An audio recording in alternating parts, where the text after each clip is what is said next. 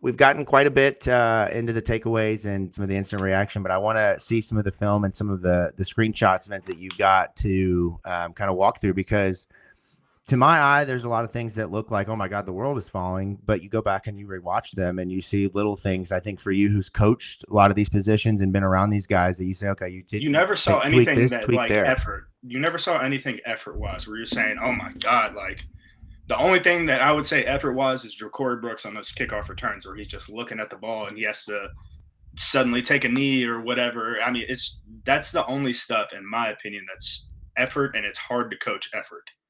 Right. Everything that we're about to look at, some very little positive, a lot negative. I'm not gonna lie, but it's all correctable stuff, and it's kind of going to go in the correlation, the order of the game. So first quarter, it's going to start somewhere first, second quarter, and end with that last play. So Keith, All roll right. the Well, footage. let's do it. It's time to get down to brass tacks. It's Vince's Game Notes with Vincent Lococo. I did not. Just want that to be known right now. For me, though, this is one of the few good plays that we were going to talk about on the day. It was the touchdown pass that Tyler Shuck had. Early on in this play, it starts with this motion right here, and you see it. You see where our guy's motioning, where his head is turned, and what he's looking at. He's looking at number one, who's circled right there. And you see Keith at the next one. You see his arm up right there, and then on this next picture right here, everything's going to be more moved. You see he's in that motion, and we're pulling this guard right here as well, backside as a backside. Linebackers always read that triangle right there. So anytime you pull a guard or something like that, you're opening up deception for the linebacker. So you're looking at this linebacker that's right over the hash as well. You see it pulled, that motion pulled number one all the way over, and the ball snapped. And look where his head is, and look where his eyes are right there on that play. They're all looking at Colin Lacey. So Keith at the next one. And the next one, that's where you hit this, and that's where that pulling guard right here pulled that linebacker far enough over to where we can gain yardage on him. That motion pulled that safety far enough over to where now we have enough space and room to work with right here. And, if I'm complaining about this, I would want that dig at the top of the screen to maybe be a little bit higher to try and maybe run into that safety, but it still resulted in a touchdown for us.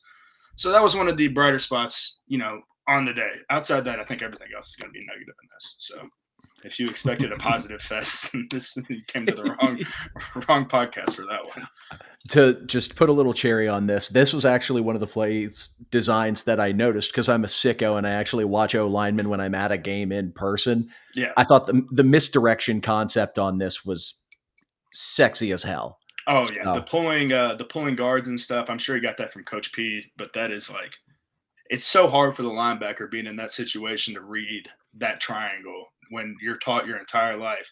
I'm reading follow the guard, center both guards, and wherever that running back fullback's going. So yeah. This one next we have. I think this is Leonard's counter up the gut. Hit the next clip on this, Keith, so I can remember. Yeah. So Riley Leonard's running this counter up the gut. Sorry, there's a lot of stuff in here. The linebacker here is what bothers me. Look at the start of the play right here, pre-snap, and then look at where he ends up post-snap, Keith, with the next clip. So he's just running straight up into the guy that's coming to block him. Now, he's giving Riley Leonard and their lead blocker a clear direction of which way to go. He's, as Keith loves to say, I'm sure he would love to say it as an offensive lineman, he did my job for me. He made a decision on where to go, and I'm just going to wash him out that way. And as a matter of fact, he's taking 2 for 1 right now, because he's taking that linebacker and look at where that safety's coming down as well. They're both coming downhill. What you want to see him do is strike him inside hands, keep your hands tight inside, right on the shoulder pads, strike him and give him a two-way go, and preferably keep your outside arm free so you can have that safety coming down as help on the other side and still be able to shed and make a tackle on the other end. Now, there were a plethora of plays that looked like this throughout the entire game. This is just me picking these out like early on and kind of as I felt, as I saw fit, I guess is what I would say. So hit the next one, Keith. This is that 4th and 3. It was a sprint out pass that Leonard had right here. man, this one killed. This one would have been a huge stop for us. I thought everything was fine on the play, outside of what did I put right here? The base of the defensive back. If you look at his base, look at how high he is. Like, there's no base. He can't stick with the outside and break down and get that angle that's needed to either get the pass break up or get the potential interception. I mean, I'm not going to say you should see that coming, but that's something that you as a corner, that's where not having Quincy Riley in there hurts us, because that's something that he likely is thinking about. It's what I say, 4th and 3. Told you guys before the game on that Wednesday show, down and distance is going to be important on this, and they ran an out route, sprint out pass directly at the sticks and got a first down here. Ran the same play right after, too, on first down and got the exact amount of yards. Exactly. Just went to the other side of the field. Yep. That's what my next note is: sprint out pass, out route, easy completion for Leonard. That was for the next play. Like the very next, as I was drop tracking everything. This is one of Leonard's runs up the middle. So I'm letting you guys see it pre-snap so that the next clip right here, you can see what it looks like on post-snap. So Keith, hit the next one here. Right here, everyone is getting bunched up again. Just like we talked about with them being able to strike their defender, that linebacker at the same time doesn't need to just run straight up into the offensive line. The linebacker in a lot of ways right here has 2 gaps he has to cover. He has that front side and backside gap, and he's going to have to fold over, playing off of his defensive lineman who's taking that inside gap. He should have folded over the right shoulder of 59 if you're looking at this angle. It should have folded over and been right there in that hole, and whenever you look at it, we have the safety matched up for 86 right there, hitting him in the hole. We'd have a linebacker folded over the top and 19 squeezing down right there on a vice tackle. So, I mean, it's little stuff like that. Jacob, you mentioned correctable stuff. This is correctable stuff right here. I mean, it is just a simple fold over. Monty Montgomery used to have plays like this where he would just fold over and make a beautiful tackle.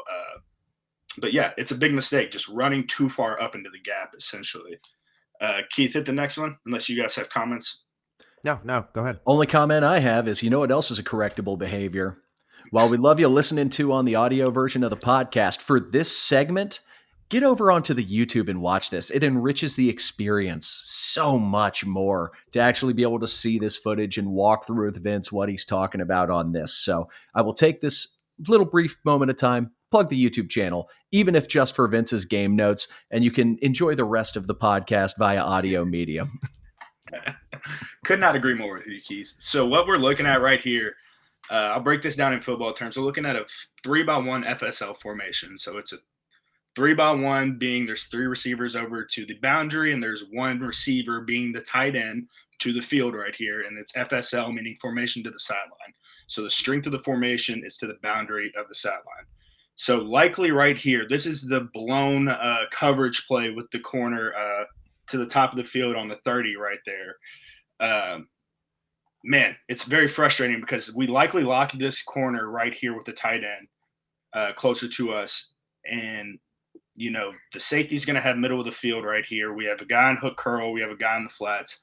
And there must have been some miscommunication amongst the corner and that outside linebacker or safety right there, where one of them thought they had flats and the other, assumed they had their middle of the third. So Keith, hit the next play or next clip.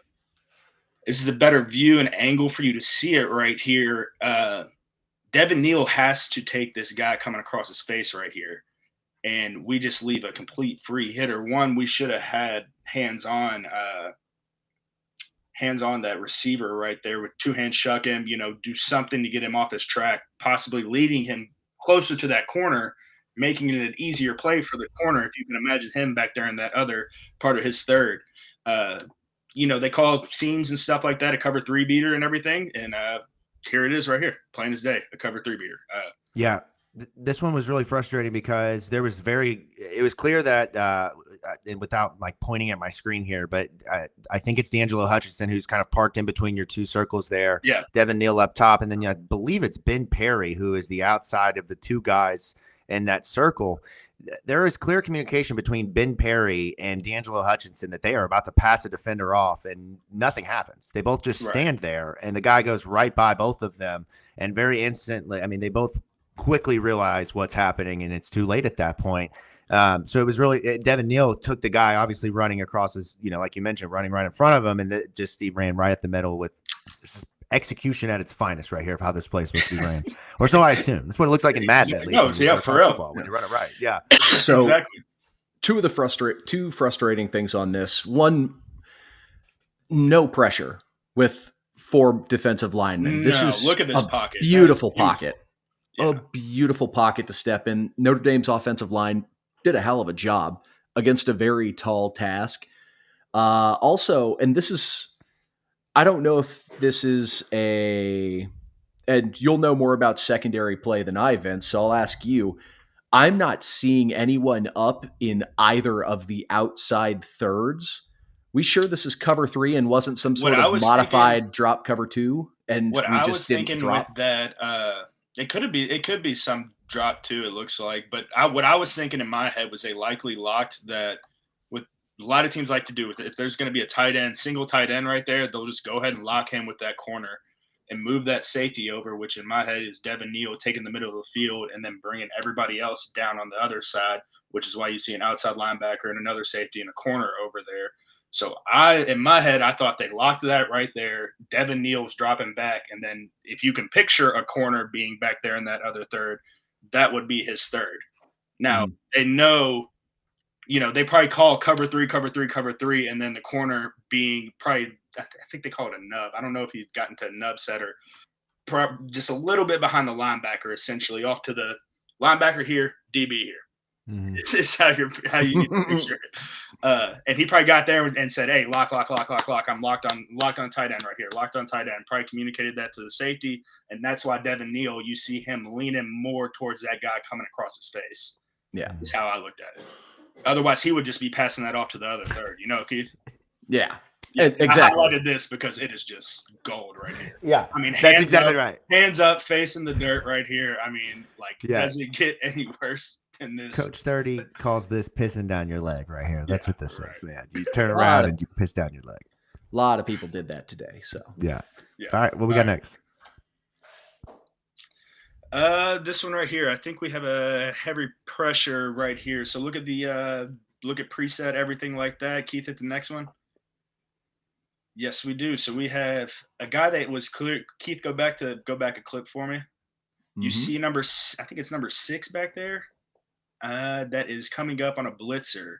And I know this is a quick, hard check for the offensive line. Tyler likely already clapped and indicated that he was ready to receive the football. So his head's probably down. But this is something that, Mike Gonzalez, Niagara, and the tackle, they need to be communicating amongst each other on this blitzer. So hit the next clip for me. We have a guy slanting down into the opposite A, that another guy coming into the A gap, and then we have a B gap shooter with – it seems that this linebacker over here dropping into coverage is what threw everyone off, because it looks like they slid the protection over that way. Did they not, Keith? Or am I going crazy right here if you're looking at this image? So it looks like that sort of tricked Collins, because he's holding position. Exactly. And now this is shortly after. My issue with this set, now I don't know if there was miscommunication with Mills, and I believe that is Keywan Brown in the backfield. I could be wrong. Right. As an offensive lineman, what the hell are you doing giving up your inside? Exactly. Now, I don't know what they're coached, but keep your inside. You need to put a hard jab step in and get that inside arm extended and stop that inside rush.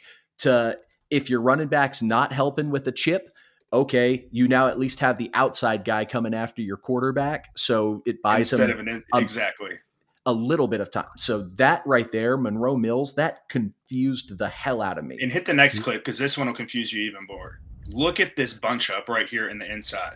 Look, Monroe Mills is blocking grass right here. Yeah, I had this one in my notes too, man. This one's great. He's blocking nobody. Just look at the picture right here. Look at where we started with the blitzer, and then go back to this image whenever you're watching this on YouTube. I mean, there's nothing. I get it's quick hitting, and I mean, if you remember that clip, whenever it happened and during real time, like it was a bang bang where he creeped up and he timed it up perfectly, but still, you got to have some better communication. You got to have better, fundamentals, I guess I would say, whenever it comes to knowing who to pass off and things like that. Like you said, Keith, never give up your inside. Yeah. So one additional thing I want to add on this, and for the YouTube audience, I'm toggling back and forth between these looks. In the beats between here and here, I'm assuming, because Notre Dame has a hell of an interior defensive line, that they were calling for help for Niagara on the interior side, and that's why Collins was staying locked in on this defensive tackle. It looks like they're mid-stunt with one of the backers creeping up, trying to loop back over the D tackle, which is what drew that guard in. But if there isn't a help call and not a help read in place, Niagara should also be sliding backside to check for any overload blitz or anything like that as well. So, or not Niagara, Collins, apologies. But if it's a help call, that washes it out because, like, hey, this dude's a fucking problem. We need to make sure he doesn't just blow us up. Then that would explain why Collins is locked here. But yeah, this is a miscommunication breakdown between Mills, the back, and Shuck, because no one should ever be running this free inside. That's inexcusable. And we used to talk about it all the time, even in the quarterback room, whenever I would sit in those meetings with Coach Ponce and stuff, like, and Pete Thomas and them, like, take a second. Like, even if you're feeling like you're, going quick, just take a second, because a lot of times, even if you just play with your snap count, give them a fake your offensive line's not looking at you. You can do a fake hard count all day with your hands and stuff just to see how people are moving. And I bet if you would have done something like that, along the lines of that, at least we would have seen, the blitzer earlier. Yeah. I'm going to just call this out real quick for the rest of the season. I believe Notre Dame saw something on film with Michael Gonzalez and Monroe Mills. They attacked the B gap there the whole damn game. Yeah. I haven't noted on 7-8 plays that they went untouched through that or really made their pressure.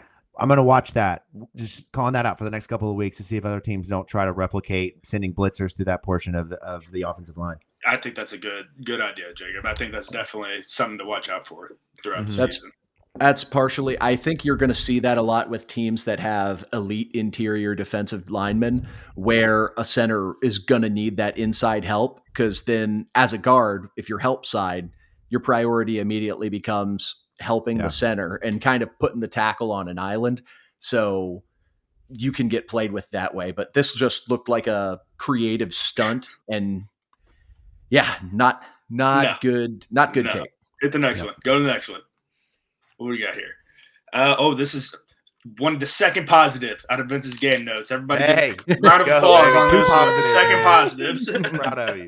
So this one right here, I want you guys to get a good look. I was ragging on Ja'Cory Brooks earlier, but he is a damn good wide receiver. I want you to note that he is a damn good wide receiver. It's just small details and things that get me a little fired up. Tough love, baby. In a while.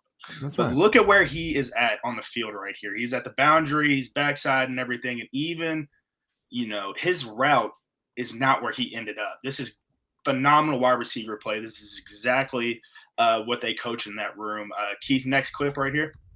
You can see him right here, right in the corner. He is already waving, running the back of the end zone, exactly what they teach wide receivers to do. If he's rolling out to the left, why would I keep sitting my ass over there on the right? He's not going to throw it all the way back across the field. No, stay friendly to the quarterback, run the back line, and hit the next clip. This is the one play that I had a lot of beef with, because this was targeting to a T, and I don't ever bitch about shit like that. I never bitch about big hits. This was targeting, in my opinion. Right up under the chin like that, I was so frustrated. It was a beautiful ball. I'm glad we have a quarterback that can make that pass. I mean, that is – Tyler played his ass off in a lot of ways, but, I mean, he also made a lot of mistakes. They all did. This was a fun play. Definitely got me fired up. I'm sure it got you guys fired up as well. Oh my gosh, yes. Not safe for work content right here, baby. That's what this is. This is football porn, man. Well, that was because we had just given up another touchdown to Notre Dame off, I think, our second turnover. So we're down 7-21 at this point. So this was just like a comeback, get back to the red zone, make a play, make something happen. And good on Chuck making that play. Like, a lot of Notre Dame fans who I were sitting with were like, shit, why didn't we get that quarterback? Right, man. And that's one thing that we've seen, and I'll give it right back, Vince, but they've just over the last couple of weeks, national media talking about Tyler Shuck. I mean, they're talking about reasons Louisville is going to win is because of their quarterback. That is something last year that we did not even come close to having that sentence uttered by anyone in national media. Everybody was talking about our quarterback needed to get on LinkedIn and get a job. You said we could win. You said we could win, but hopefully the quarterback doesn't make us lose. That's right, exactly. So it's great to have a quarterback who is the difference in a lot of ways. And this play right here, man, this is just like this was just so beautiful to stop on a dime. He got up, open himself up, right up. He might have been dazed a little bit. He did look confused, but he was ready to rock and roll, man. that one it made me laugh so hard. All right. This is the play right here that bothered the hell out of me being in the wide receiver room with Coach Brewer for as long as I was. This is the interception right here that we're all familiar with, the drop ball that hit off Ja'Cory Brooks' hands and then was into the Notre Dame defender's hands. If you're looking, picture a black stripe down the middle of his helmet. Straight down the middle of his helmet. If it was on there, it would be looking directly at us at the camera because he's going to move his head to the right to see where a defender's coming, to see where he can run with the football. So he is looking and catching the ball like that, like head completely turned. And again, his hands, you saw this problem with Chris Bell too. Later, you'll see a clip here in a few minutes. Like their hands are just not together enough. You got to bring your hands a little bit closer to catch these footballs. And I mean, that's textbook wide receiver 101. Look the ball in before you catch it, essentially. Right here we have – oh, yeah. I believe this is one of the blitzers. Go ahead. Hit the next clip for me, Keith. Yeah. Hit the next one. Yes. Yeah. That's what I wanted to show. All of that right there. Yep.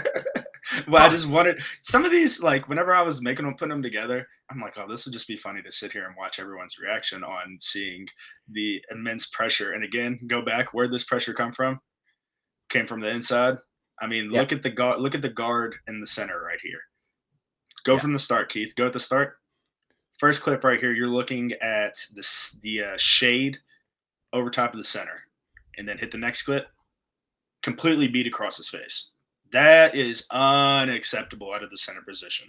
Yeah, I mean, I'm not gonna bash on the kid because he had a very, very tall task ahead of him, but Niagara had a bad time today and got beat so badly that even Austin Collins coming in on the help block couldn't help because the D lineman had already gotten too much penetration. Look at where his hands are and everything, Keith. Completely out leveraged, just got whooped. Exactly. So this is one of the ones in my notes I had people in his face, can't do anything. And I mean, nice and simple. And then also, yes, we're going to rag on those two getting blitzed, but I believe that's Kewan Brown completely run around. Yes. And then we didn't block big time. And then we can't seal up the edge on 99 on the right-hand side, so Shuck doesn't have anywhere to scramble to. No, this is the worst. This is complete opposite of the Notre Dame pass pro that we were just looking at a couple plays ago. Yeah, I'm just taking a quick peek. Okay, right good job. Spot really. Good job, Monroe Mills. Down, man. Yeah, good job, Monroe Mills on this play. This plus for Monroe Mills. That we'll take a positive out of this play. Yeah, at least next. Pancake, man. Oh, what we got here? Hit the next play, Keith, so I can refresh my brain. Hit the next. Oh, yes, this one right here. So you reminded me whenever you said Kewan Brown. This is where I was going. I was hoping this one was next. So he's matched up against – this is freshman on freshman crime right here. Hit the next play. You see where the rusher's coming from. Kewan Brown's supposed to be the guy to pick him up right here. He just did not close the space fast enough. I mean, perfect job by Dwayne Martin to come around and get his guy. But Kewan just needs to continue to wash his guy down. I mean, he's running the hoop on you right there, but just take that right hand and drive that shoulder and keep driving him so Shuck has some form of a pocket to step up and go around to. I mean, this resulted in, I believe it was a incomplete pass or a sack or something. It was not a positive for us. believe it was a sack. I remember this play standing out because I'm like, dude, Dwayne Martin looks like he could be an offensive tackle right there. Like that form, he's literally a part of the offensive line. Yeah. Like it's just that's textbook. That is a little high. That strength coach. Oh, you know why he's high? It's because he came up out of his hips. Because he unlocked his hips and came up under like it's a damn power clean, Keith. That's why. That's right. That's the Loman of trophy winner or nominee right there, man. Dwayne Martin. All right, next. Oh my gosh, this play right here killed me, man. This could have been a touchdown play to save the game and win the game for us. I mean, it was one of Tyler Shuck's few mistakes of the game that he made, where you see where the circle is. There's obviously nothing there. In a perfect reality, in a perfect world, there's a football out there, and Colin Lacey's catching it for 6 points, and we're sitting here saying, what a good throw, what a good route, what a good catch. Instead, we're talking about a bad ball that's thrown behind him. Now, do you think this could also be a product of just Shuck not having Lacey to work with for the last 4-ish weeks to develop more of a rapport? Yeah, it's probably like a speed thing, not knowing exactly how fast. Because, I mean, I'm sure Amari Huggins-Bruce runs that route different than Colin Lacey. I'm sure Ja'Cory Brooks runs that different than Colin Lacey. I envision Colin Lacey probably getting there faster than any of them, clearly, based off of the way Tyler threw this ball. Now, I do one additional comment just because I didn't think I was going to be the voice of sunshine and rainbows on the pod today, but how nice is it that we're complaining about a ball that's off by 3 feet as opposed to a ball that's off by linebacker? These are the margins. Back with it. These are the margins that matter when you need to beat Notre Dame. That's what's frustrating. Like we talk about us taking this next step into the next echelon of college football, and this stuff, making plays like this, penalties. Play calling, all that game Saturday, all that wrapped up is why we can't take that next step right now. Hit the next play. What do we got here? Keep going for me, Keith. Oh, yeah, this is the cat. Corner blitz. So this is money right here. So my head's likely blocking it, and all day, every day, if you're the tackle and likely this wide receiver is saying, hey, press, cat, or at least he should be. To that tackle, because that's the only way that Mendoza will know that there is a blitzer that's coming on this outside. So I'd envision, 1, he either didn't yell cat to the tackle, or 2, he did yell cat to the tackle, and the tackle didn't hear him yell cat. So hit the next clip. You see the rusher right here. You see Mendoza just completely washed down, worried about this twist that's being run. For those that don't know, a telltale on a cat is a press coverage with the safety shading over to that side. I mean, say there's a single receiver over to that side and we're in press coverage to the boundary. You're sitting there saying, oh, well, why is there a safety well over the hash in this area? Press coverage right here. There's likely a corner blitz coming. So those are like one of the little tips and tells. And next play, I mean, hit the next clip. Shuck just gets absolutely rocked. And thank God his arm was coming forward. Otherwise, this would have been a lot uglier than what the final score reflected. Yeah. Now, Again, this is one, like you mentioned, the receiver needs to call cat. Maybe the tackle didn't hear it. I'm going to give the Notre Dame fan base their flowers again here. That place was for sure rocking. For sure. So they played that Dune sound on third downs. That was sick. Yeah. Did you ever seen that movie? I'm not going to lie. I had about 5 seconds into the game, I had FOMO. The fumble on the opening kickoff, and I'm like, I look at my buddies with me. I'm like, I've made a massive mistake not going to this football game. That's what me and my buddy said too. And then we looked at each other at the end of the game, and we said, "Aren't you like, yeah?" Also, to go off tangent a little bit, very, very strategic seating allocation by Notre Dame. So a lot of places, including us, will allocate just 1, 2, 3, depending on the expected visiting crowd, sections worth. Just that section is yours. What I noticed at the Notre Dame game, they did, I don't know if it was the whole stadium or half the stadium, but there was like upper bowl and then there was like lower upper bowl. And what they did was for like half the stadium, they allocated seats for those like upper portions of the sections as opposed to just allocating one individual section. And strategically, because especially late in the game, like ball on their side of the field, like you could hear the Louisville fans starting to make a little noise trying to cause ruckus, but I feel like it probably comes off as louder and encourages the away fan base to be more loud when you are all packed into one or two sections. Yeah. Strategic play by basically washing everybody out across the upper row of the top section, across a quarter or half of the stadium. It is a smart school, Keith. What do you expect? bunch of nerds. I think God told him to do that. Yeah, there we go. To quote old Connect 4 ads, pretty sneaky. Yep, pretty sneaky. All right, what do we got next? Here we go. Oh, this is amazing. The blown coverage of all blown coverages right here. Probably doesn't look like it. It kind of looks like the play is going towards the referee if you're looking at it this way, but it was it was a clear man coverage right here. There was a motion pre-snap, if you guys remember this play, that brought the receiver number 2 that's running towards us down closer to the receiver number 10. And during that time frame, or one of our corners assumed that there was some type of switch that was happening, and then that led to a big play for Notre Dame and a critical moment, critical down that could have helped us a lot in the game. These are mistakes right here that you're just the 2 blown coverages by the DBs are ones that just I mean, your head scratching the whole. You're like, how does that happen? How does this happen in man coverage of all things? They didn't go into a stack set or anything like that to where it was like what are we doing if he goes out and he goes in? Like, are we going to switch? Are we going to take it, run through? That didn't happen. It's just a clear miscommunication amongst the 2 DBs.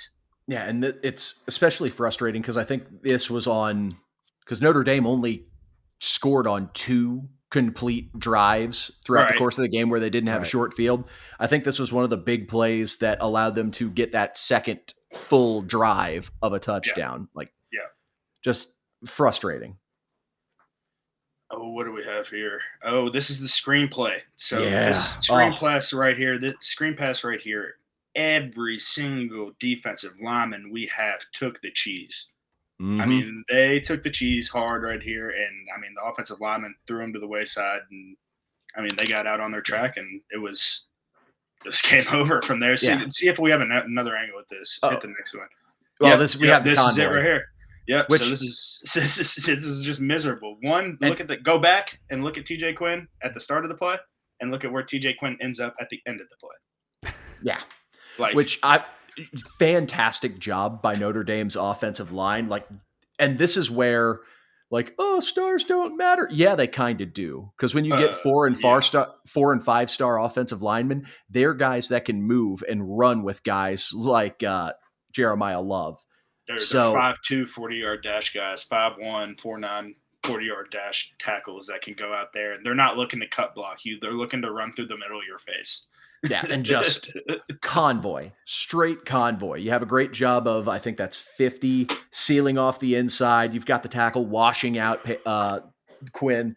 Just as an O-lineman, fantastic play by Notre Dame here. And yeah, Thor, I can tell, Tramel Logan, and I can't make out who the other D lineman was. The 3 of you. Dawson right there. Yeah, maybe? it was Tyler Shuck's birthday. It wasn't yours, y'all. Now, it looks like Dawson, the guard, looks like he may have given the meal okie doke where he gives him the outside and then just throws him so he can't get back in the play. I envision that he's laughing right now inside of his helmet. He's probably like, ha, ha, ha, ha.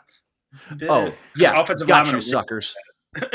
Yeah, got you, suckers. All right, hit the next one. I believe it's the Chris Bell. Yes, so this is what I was talking about earlier. Look at hand placement right here, guys. I mean, the entire football is splitting his hands. Likely you need your hands to be a lot closer. Just the tip of the ball getting through the middle of your fingers or getting through the middle of your hand and securing it down as a catch all the way through. Man, these were frustrating plays right here. This was, I think it was a slant, Jacob. If I'm not mistaken, I think this is a slant. It sure looks like it. Yeah. So that was frustrating. Yeah, and this was third down, I believe, too. Yeah. This was another frustrating play where just missed opportunity. Yeah. So hit the next one for me, and I think this is going to be the last one for me. I was fine with this ball being thrown and everything. I was fine with the play calling right here on this. It seems to me that there's some form of pass. I'm not one to sit here and clamor we got beat by the refs, but there were 2 plays in here that I purposely put in Vince's game notes that bothered me penalty wise. And there were multiple holes and stuff both ways. So many that we all could have called and sat here and flagged from Notre Dame and Louisville. But there were 2 calls, in my opinion, that should have been made that would have changed the impact, or changed and impacted the game. So